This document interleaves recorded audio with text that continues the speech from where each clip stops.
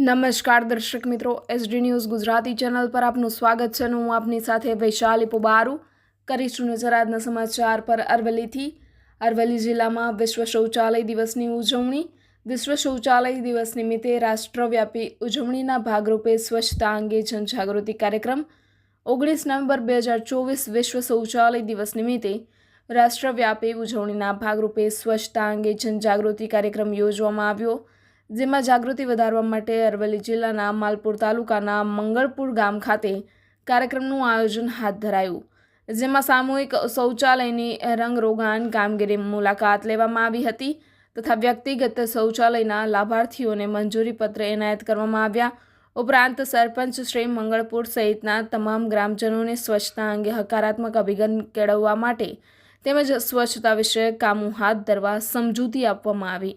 Reporter Jagdish Solanki, SD news Gujarati, Aravalli.